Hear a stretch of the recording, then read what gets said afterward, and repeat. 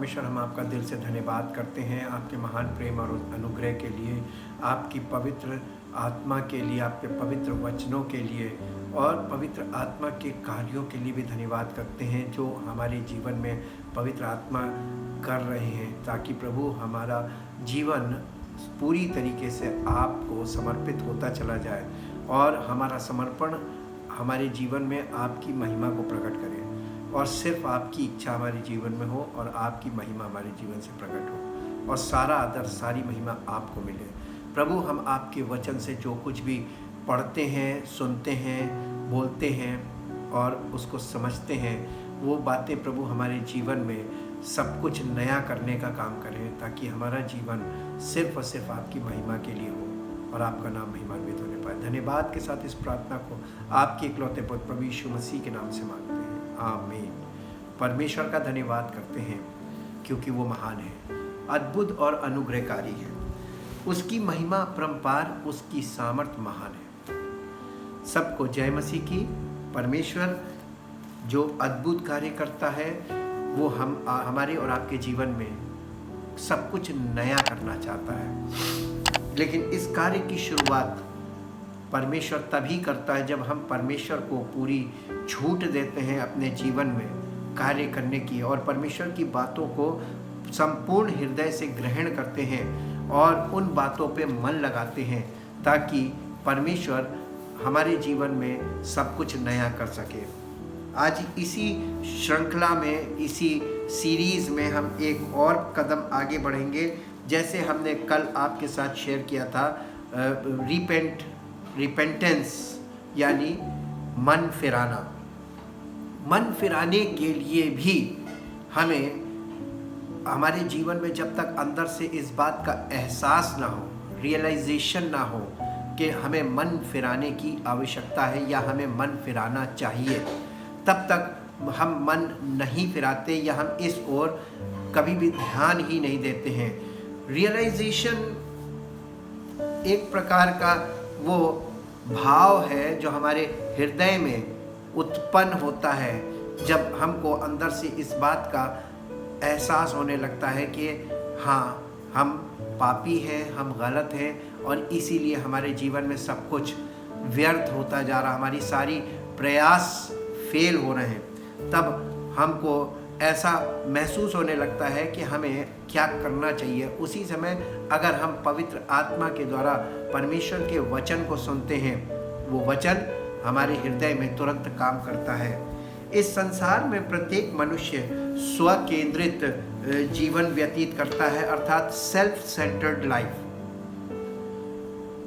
जैसा कि रोमियो 12 अध्याय उसके 1 और 2 पद में लिखा हुआ है, उसके अनुसार अपने आप को स्वयं के लिए मृतक अर्थात स्वार्थ रहित जीवन जीने की इच्छा का हमारे जीवन में होना हो चाहिए।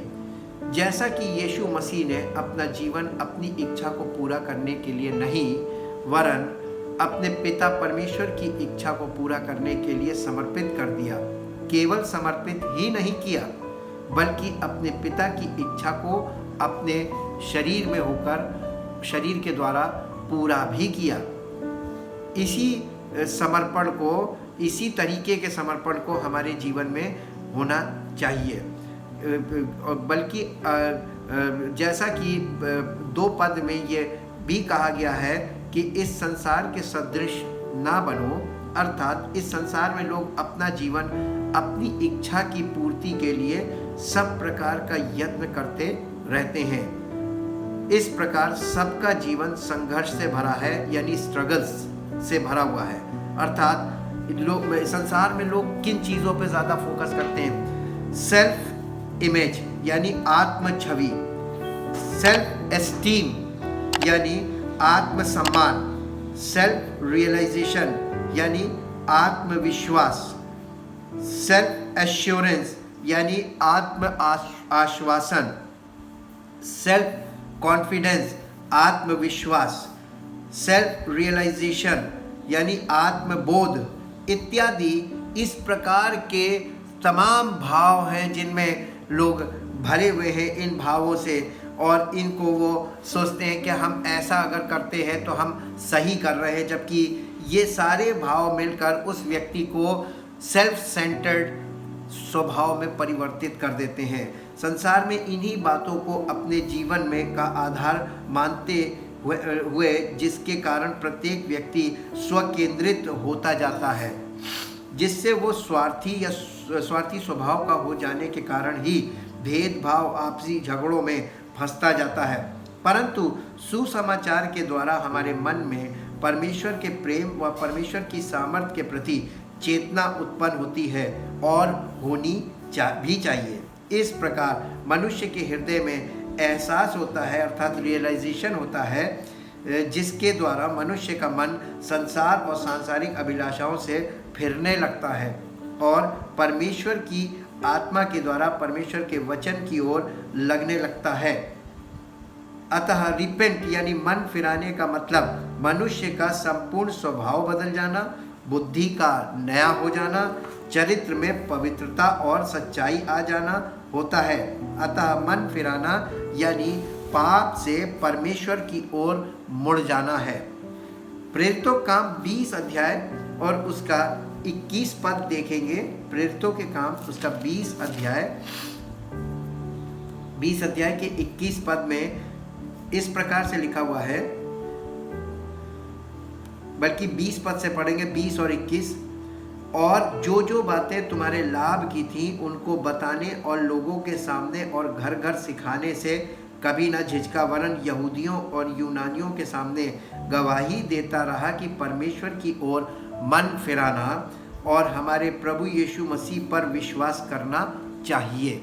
यानी परमेश्वर की ओर मन फिराना और प्रभु यीशु मसीह पर विश्वास करना, ये 2 काम करने हैं और एक साथ करने होते हैं। इसी को मन फिराना कहते हैं। प्रेरितों काम 20 अध्याय और उसके 20 और 21 पद को हम इंग्लिश एम्प्लीफाइड वर्जन में भी पढ़ के देखेंगे, जहाँ पर इस प्रकार से लिखा हुआ है इन इंग्लिश 20 और 21 पद में, How I did not shrink from telling you anything that was from your benefit and teaching you in public meetings and from house to house. But constantly and earnestly I bore testimony both to Jews and Greeks, urging them to turn in repentance that is due to God and to have faith in our Lord Jesus Christ that is due Him. यानी परमेश्वर पे विश्वास करना और उसके इकलौते पुत्र प्रभु यीशु मसीह के द्वारा परमेश्वर को ग्रहण करना, ये है मन फिराने का अर्थ। मन फिराने से तात्पर्य है कि व्यक्ति का स्वयं की इच्छा से, यानी अपनी स्वयं की इच्छा से, स्वेच्छा से अब उसके मन का पाप के मार्ग से मुड़ जाना, यानी पाप की बातों से, पाप के स्वभाव से, पाप की क्रियाओं से मुड़कर परमेश्वर की ओर चलने की इच्छा आ जाना, जिससे उसके मन में नज़रिया बदल जाना, यानी दृष्टिकोण का बदल जाना, मन में इच्छा का बदल जाना तथा उद्देश्य का बदल जाना। हमारा जब किसी का मन फिरता है, यानी जब कोई रिपेंट करता है, तो रिपेंटेंस में 3 चीज़ें एक साथ टर्न लेती हैं। पहली चीज़ दृष्टिकोण बदलता है, मन में इच्छा बदल जाती है और जीवन का उद्देश्य बदल जाता है। कोई भी व्यक्ति बिना पाप से मुड़े परमेश्वर की ओर नहीं जा सकता।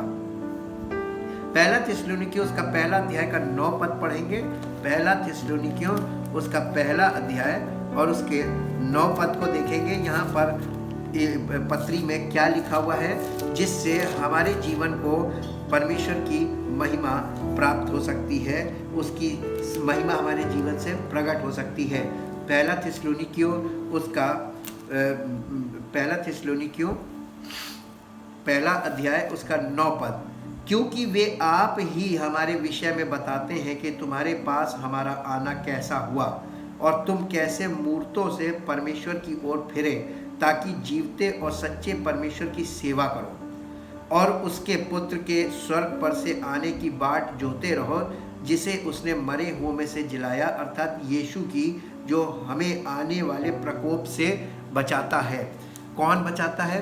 प्रभु यीशु मसीह हमें आने वाले प्रकोप से। आने वाले प्रकोप का मतलब है परमेश्वर का वो न्याय जो सारी सृष्टि के सब लोगों के लिए वो करने वाला है, उसी के लिए प्रभु यीशु मसीह आने वाला है। और जब हम पहले से प्रभु यीशु मसीह को अपना प्रभु मान लेते हैं तो हम उस प्रकोप से, उस न्याय के प्रकोप से बच सकते हैं। इसीलिए इसको इंग्लिश में भी पढ़ेंगे, इंग्लिश एम्प्लीफाइड वर्जन में। पहला थिस्सलुनीकियों, तो 1 Thessalonians chapter 1 verse 9, for they themselves volunteered testimony concerning us, telling what an entrance we had among you, and how you turned to God from your idols to serve a God who is alive and true and genuine, and how you look forward to and await the coming of his Son from heaven, whom he raised from the dead, Jesus, who personally rescues and delivers us out of and from the wrath bringing punishment which is coming upon the impenitent, and draws us to himself, investing us with all the privileges and rewards of the new life in Christ the Messiah। यानी मसीह में हमारा नया जीवन आशीषों से और सामर्थ्य से भरा जीवन होना चाहिए और होता है। जब ये कार्य वास्तविक रूप से किया जाएगा तब सब कुछ वास्तविक हो जाएगा हमारे जीवन में। योना की पुस्तक में चलेंगे जो पुराने नियम में है, द बुक ऑफ जोना, योना नबी की पुस्तक, और उसका योना की पुस्तक का 3 अध्याय निकालेंगे और उसके 3 अध्याय का 8 पद से देखेंगे। योना नबी की पुस्तक 3 अध्याय 8 से 10 पद देखेंगे और यहाँ पर लिखा हुआ है, मनुष्य और पशु दोनों टाट ओढ़ें और वे परमेश्वर की दुहाई चिल्ला चिल्ला कर दें और अपने कुमार्ग से फिरे। ये रिपेंटेंस दिखाया गया है कि कैसे होता है रिपेंटेंस, इसका प्रैक्टिकल एग्जाम्पल है ये। कैसे अपने कुमार्ग से, यानी अपनी सारी बुरी बातों से, अपने जीवन की जो शारीरिक जीवन है उससे परमेश्वर के आत्मा की ओर मुड़ जाना, यानी आत्मिक जीवन जीने की इच्छा करने लगना, यही है कुमार्ग से फिरना। और उस उपद्रव से जो वे करते हैं पश्चाताप करें, संभव है परमेश्वर दया करे और अपनी इच्छा बदल दे और उसका भड़का हुआ कोप शांत हो जाए और हम नष्ट होने से बच जाए।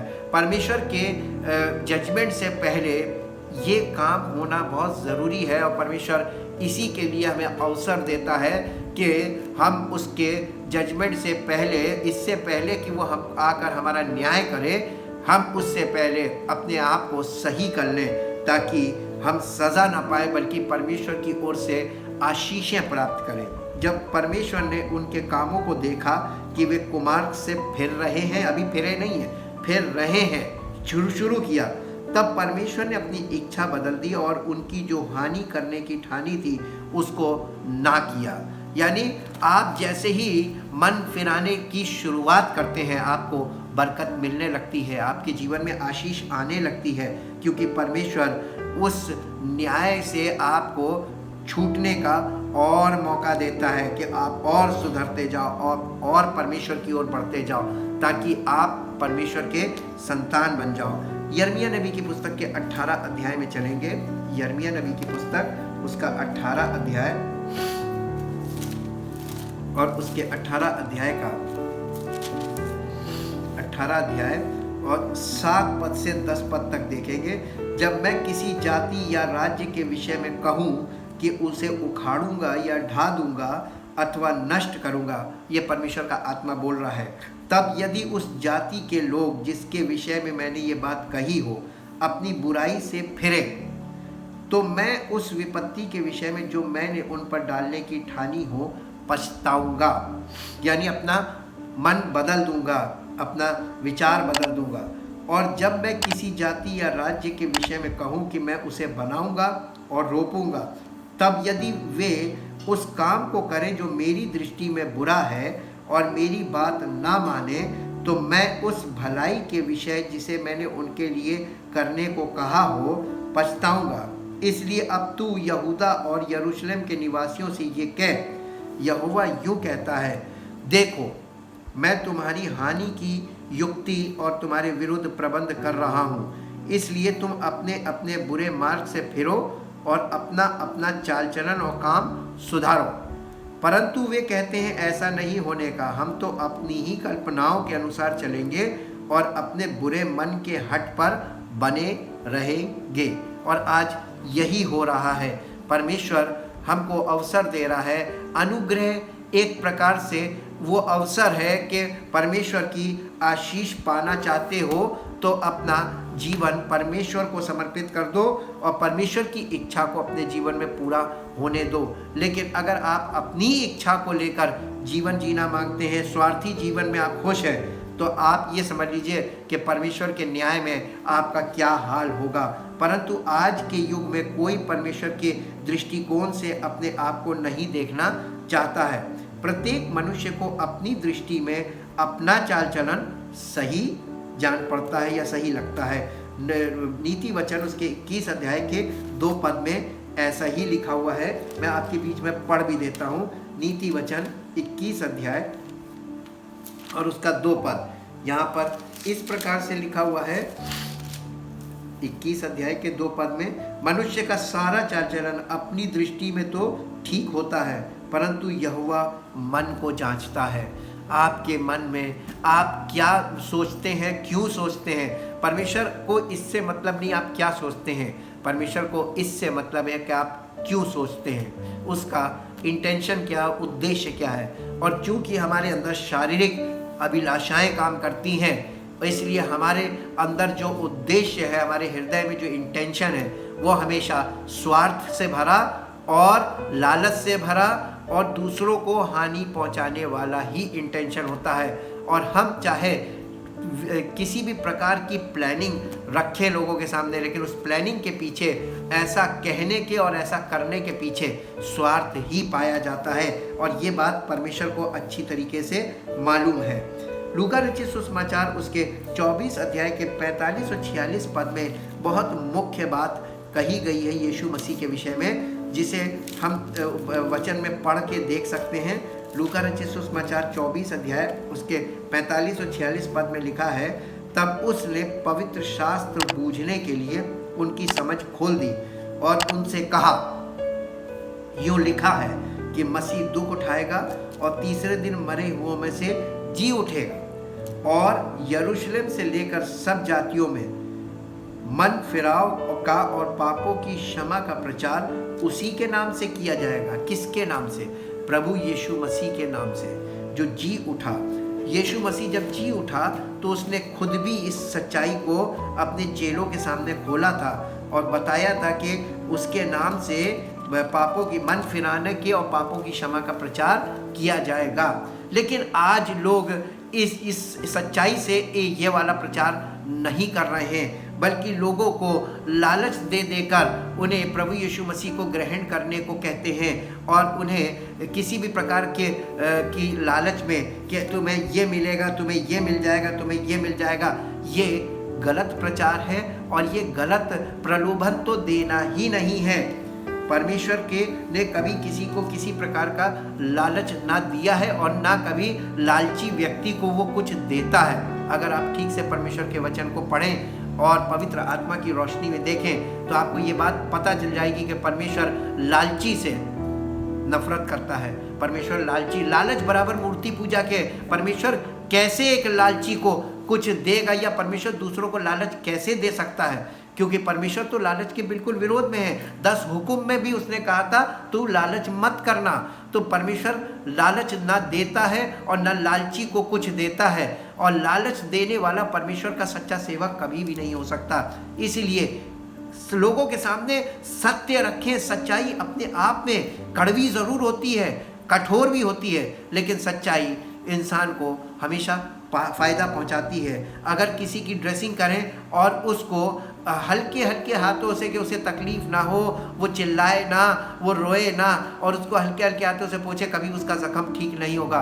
लेकिन जब हम उस ज़ख्म को खूब कर्रे से, खूब कस के, उसका दबा दबा के उसका पस निकालते हैं और उसको साफ़ करते हैं, चाहे तकलीफ जिसके ज़ख्म को हम साफ़ कर रहे हैं वो कितना भी चिल्लाए, लेकिन फ़ायदा उसको तभी होता है जब उसके साथ सख्ती से इस काम को किया जाता है। ठीक वैसे ही परमेश्वर हमारे साथ सख्ती से पेश ज़रूर आता है, लेकिन परमेश्वर प्रेम की संगति हमारे साथ ऐसा करता है, क्योंकि परमेश्वर हमको ऐसा आशीषित करना मांगता है कि हमारा जीवन इस संसार में परमेश्वर की महिमा का कारण बने। और जिन लोगों को ऐसी बातें नहीं पसंद होती हैं, वो परमेश्वर की बातों से दूर भागते हैं, सच्ची बातों से दूर भागते हैं, सच्चाई से दूर भागते हैं। उन्हें ऐसे लोग चाहिए जो उनके मन की बातें करते हों, और इसलिए आज के युग में ऐसे ही लोग ज़्यादा मिलेंगे आपको, जो आपके मन की बातें आपसे करेंगे। परमेश्वर के वचन में सब प्रकार के पद लिखे हुए हैं, और वो पद जो अच्छी अच्छी बातें बता रहे हैं, जो जिन पदों में आशीष का वर्णन है, जिन पदों में उन्नति और सफलता की बातें लिखी हैं, वो पद आपके सामने बोले जाते हैं। लेकिन उन पदों के कंडीशन कभी नहीं बताई जाती, लेकिन कंडीशन ज़रूर बतानी चाहिए कि परमेश्वर उन्हीं को देगा जो उसकी आज्ञा मानते हैं। इसी के साथ साथ लूका रचित सुसमाचार उसके 13 अध्याय का 2 से 5 पद पढ़ेंगे। लूका रचित सुसमाचार 13 अध्याय, लूका रचित सुसमाचार उसका 13 अध्याय का 2 पद से पढ़ेंगे। ये सुन उसने उनसे उत्तर में कहा, क्या तुम समझते हो कि ये गलीली और सब गलीलियों से अधिक पापी थे कि उन पर ऐसी विपत्ति पड़ी? मैं तुमसे कहता हूँ कि नहीं। यीशु मसीह लोगों को जवाब दे रहे कि मैं तुमसे कहता हूँ कि नहीं, परंतु यदि तुम मन ना फिराओगे तो तुम सब भी इसी रीति से नष्ट होगे। या क्या तुम समझते हो कि वे 18 जन जिन पर शीलो का गुम्मट गिरा और वे दब कर मर गए, यरूशलेम के और सब रहने वालों से अधिक अपराधी थे? मैं तुमसे कहता हूँ कि नहीं, परंतु यदि तुम मन ना फिराओगे तो तुम सब भी इसी रीति से नष्ट होगे। और मालूम है 13 अध्याय के ऊपर हेडिंग दी हुई है, मन फिराओ या नाश हो जाओ। आज इंसान के पास सुसमाचार केवल इतना ही संदेश देता है, या तो मन फिराओ या नाश हो जाओ। यीशु मसीह पर विश्वास करना, उसे अपना उद्धारकर्ता स्वीकार करना मन फिराने की बात है, और जब तक मन नहीं फिरेगा तब तक आप ऐसा नहीं कर सकते। इसीलिए परमेश्वर हमसे ऐसी इच्छा प्रकट करता है कि इस संसार के सदृश न बनो, अपने शरीरों को जीवित, पवित्र और परमेश्वर को भावता हुआ बलिदान करके चढ़ाओ। यही तुम्हारी आत्मिक सेवा है। और इस संसार के सदृश ना बनो, बल्कि अपने मन के नए हो जाने से, तुम्हारे मन के नए हो जाने से तुम्हारा चाल चलन भी परिवर्तित होता जाए, ताकि तुम परमेश्वर की भली भांति और सिद्ध इच्छा अनुभव से मालूम करते जाओ। और ये तभी होगा जब हम मन फिराते हैं। यशाया नबी की पुस्तक के 55 अध्याय, यशाया 55 अध्याय और उसका 7 पद देखेंगे। यहाँ पर परमेश्वर का वचन, परमेश्वर अपनी आत्मा के द्वारा कुछ कह रहा है। 55 अध्याय का 7 पद यशाया नबी की पुस्तक, दुष्ट अपनी चाल चलन और अनर्थकारी अपने सोच विचार छोड़कर यहोवा ही की ओर फिरे और वो उस पर दया करेगा। वो हमारे परमेश्वर की ओर फिरे और वो पूरी रीति से उसको क्षमा करेगा। यानी परमेश्वर अपनी इच्छा प्रकट कर रहा है समस्त मानव जाति के सामने अपनी आत्मा के द्वारा, और ये भविष्यवक्ताओं के द्वारा बोली गई बातें हैं, ताकि परमेश्वर की इच्छा क्या है उन्होंने आज सब मनुष्यों के सामने रखी है। इसे हम इंग्लिश एम्प्लीफाइड वर्जन में भी पढ़ेंगे। Isaiah chapter 55 verse 7, let the wicked forsake his way and the unrighteous man his thoughts, and let him return to the Lord, and he will have love, pity and mercy for him and to our God, for he will multiply to him his abundant pardon। यानी परमेश्वर उसकी ज़िंदगी को बिल्कुल नया करने के लिए और उसे आशीषों से भर देने के लिए ऐसा उससे कह रहा है।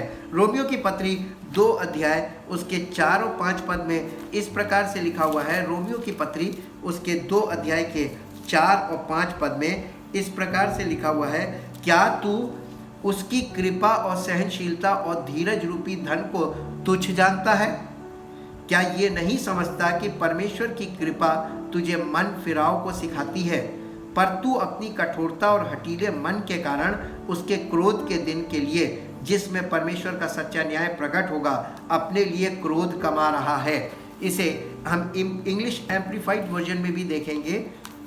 Romans chapter 2 verse 4 and 5। Romans chapter 2 verse 4 and 5। Or are you so blind as to trifle with and presume upon and despise and underestimate the wealth of his kindness and forbearance and long suffering patience? Are you unmindful or actually ignorant of the fact that God's kindness is intended to lead you to repent, to change your mind and inner man to accept God's will? But by your callous stubbornness and impenitence of heart, you are storing up wrath and indignation for yourself on the day of wrath and indignation, when God's righteous judgment just doom will be revealed। यानी उसका न्याय, सच्चा न्याय जो प्रकट होने वाला है, उस दिन के लिए हम लोग उसमें कोई बचेगा नहीं जिसको अभी अवसर दिया। ये अनुग्रह का समय चल रहा है, परमेश्वर अभी ठहरा हुआ है ताकि जो जितने लोग मन फिराना चाहें वो फिरा लें, और जब उसका समय पूरा हो जाएगा तो मन फिराने के, इसके बाद किसी को मन फिराने का अवसर नहीं दिया जाएगा, बल्कि परमेश्वर का जजमेंट आ जाएगा। जब आप खुद देखिए कि जब आप एग्जामिनेशन देने जाते हैं और जब एग्जामिनेशन देते हैं, जब आपको टाइमिंग दिया गया उतनी टाइमिंग में ही आपको अपने सारे सवालों को हल करना होता है, लेकिन जैसे ही टाइम पूरा हो जाता है, घंटी बज जाती है, उसके बाद किसी को कोई मौका नहीं दिया जाता है। जैसी जिसकी कॉपी होती है और जितना जिसने किया होता है वैसे ही ले लिया जाता है, उसी के अनुसार उसको रिजल्ट दिया जाता है। ठीक इसी प्रकार से उसने कहा, मैं प्रत्येक को उसके कार्य के अनुसार प्रतिफल दूंगा। हम अपने कार्यों का प्रतिफल पाने के लिए आगे बढ़ रहे हैं, लेकिन क्या आप चाहते हैं कि आपके कार्यों से कोई ऐसा व्यक्ति है जिसको ये कन्फर्म हो कि उसके कार्यों का प्रतिफल अनंत जीवन उसको मिल सकता है? जी नहीं। किसी हमारे शरीर के कामों से हमको कभी भी अनंत जीवन नहीं मिल सकता है। परमेश्वर के इकलौते पुत्र के बलिदान के द्वारा, परमेश्वर के कार्य के द्वारा, जिसे हमने विश्वास से ग्रहण किया है, पवित्र आत्मा के द्वारा हम उस योग्य बनाए जाते हैं ताकि हम अनंत जीवन के वारिस बन जाएं, और हम अपने शरीर के कामों से अनंत जीवन के वारिस नहीं बन सकते हैं। इसीलिए नीति वचन की पुस्तक उसके 28 अध्याय के 13 पद में इस प्रकार से लिखा है। सुलेमान ने इस बात को बड़ा साफ तरीके से लिखा। नीति वचन 28 अध्याय और उसका 13 पद मैं आपके बीच में पढ़ना चाहूँगा। नीति वचन 28 अध्याय और उसका 13 पद में इस प्रकार से लिखा हुआ है, जो अपने अपराध छिपा रखता है उसका कार्य सफल नहीं होता, परंतु जो उनको मान लेता और छोड़ भी देता है उस पर दया की जाएगी। ये परमेश्वर की ओर से हमको यानी ऑफर दिया गया है। अब आप चाहे खुद कर लो, अगर रिजल्ट 0 हुआ तो नुकसान पूरा आपका होगा और बचने का कोई दूसरा मौका आपको नहीं मिलेगा जीवन में। इसलिए आज ये शुभ अवसर है कि आप अपना मन फिराएं। लिखा हुआ है इंग्लिश एम्प्लीफाइड वर्जन में, the book of Proverbs chapter 28 verse 13, he who covers his transgressions will not prosper, but whoever professes and forsakes his sins will obtain mercy। यानी उस पर दया की जाएगी। पहला यूहन्ना और उसका पहला अध्याय 8 से 10 पद में इस बात को फिर से कहा गया है जो यहाँ पर पुराने नियम में लिखी हुई है। पहला यूहन्ना उसका पहला अध्याय और उसके 8 से 10 पद में हम देखते हैं कि पहला यूहन्ना पहला अध्याय उसके 8 से 10 पद में लिखा हुआ है, यदि हम कहें कि हम में कुछ भी पाप नहीं तो अपने आप को धोखा देते हैं और हम में सत्य नहीं। यदि हम अपने पापों को मान लें तो वो हमारे पापों को क्षमा करने और हमें सब अधर्म से शुद्ध करने में विश्वास योग्य और धर्मी है। यदि हम कहें कि हमने पाप नहीं किया, हमने तो किया ही नहीं, हम तो पापी है ही नहीं, तो उसे झूठा ठहराते हैं और उसका वचन हम में नहीं है। न्याय के दिन क्या होगा ऐसे लोगों का जो अपने आप को धर्मी मानते हैं? परमेश्वर के वचन के अनुसार एक भी धर्मी नहीं, कोई भी नहीं है। हम अपने कार्यों से कभी धर्मी हो ही नहीं सकते। हम शरीर से जो कार्य करते हैं उसके द्वारा हम शारीरिक क्रियाओं में फंसते जाते हैं और हमारे शरीर के द्वारा किए गए धर्म के काम परमेश्वर की दृष्टि में मैले चिथड़े के समान हैं। और आप क्या सोचते हैं कि न्याय के दिन परमेश्वर उन मैले चिथड़ों के बदले में आपको अनंत जीवन देगा? ये असंभव है। इसलिए आज अपने मन को बदल लें, अपने विचार को बदल लें, अपने दृष्टिकोण को बदल लें। मन फिराने का मतलब विचार को बदल जाना, विचारों का बदल जाना, हमारी सोच का बदल जाना, हमारा दृष्टिकोण बदल जाना, हमारा नज़रिया बदल जाना। जिन बातों को हम अपने नज़रिए से अभी देख रहे हैं, हम परमेश्वर के दृष्टिकोण से देखें, तब आपको आंखें खुल जाने वाली बात होगी और आपके जीवन में परमेश्वर तैयार है अभी आपको माफ़ करने के लिए, आपको उस दशा से निकाल लेने के लिए, आपको नई जिंदगी देने के लिए, पवित्र आत्मा के द्वारा अनंत जीवन का वारिस बनाने के लिए आपको तैयार है। क्या आप तैयार हैं? अपने आप को तैयार कीजिए। हे परमपिता परमेश्वर, हम आपका धन्यवाद करते हैं। आपने महान कार्य किया प्रभु, और ये हमारे किए से तो संभव कभी हो ही नहीं सकता। इसलिए प्रभु, हम अपने आप को समर्पित करते हुए आपसे यही कहना चाहते हैं, आपकी इच्छा हमारे जीवन में प्रति क्षण पूरी हो और प्रतिदिन हमारा जीवन आपकी योजनाओं में आगे बढ़े। आपकी इच्छा को पूरा करते हुए हम आपकी महिमा का कारण बने और हमारे द्वारा प्रभु आपकी योजनाएं और लोगों तक पहुँचे, आपकी इच्छा दूसरों के जीवन में भी पूरी हो और आपकी महिमा उन सब लोगों के जीवन में भी प्रकट हो जो लोग स्वेच्छा से आपके वचन को सुनकर मान लेते हैं, ग्रहण कर लेते हैं और उसके अनुसार अपने आप को समर्पित करते हैं। आज प्रभु, जितने लोग इस वचन को सुनते हैं और ग्रहण करते हैं, पवित्र आत्मा की सामर्थ्य उनके हृदय में कार्य करे और उनका जीवन परिवर्तित हो, उनके विचार बदल जाएं, उनका दृष्टिकोण बदल जाए और आपकी सामर्थ्य प्रकट हो और आपका नाम उनके जीवन में महिमान्वित होने पाए। आपकी ओर से उनके जीवन में सुख समृद्धि के दिन आए प्रभु, उनकी बुद्धि नई हो जाए जब वो सुनते हैं इन वचनों को और आपका नाम उनके जीवन से महिमान्वित होने पाए। धन्यवाद के साथ आपके बड़े नाम की महिमा करते हुए इस प्रार्थना को आपके इकलौते प्रभु यीशु मसीह के नाम से मांगते हैं, आमीन। परमेश्वर आपको आशीष दे। Praise the Lord.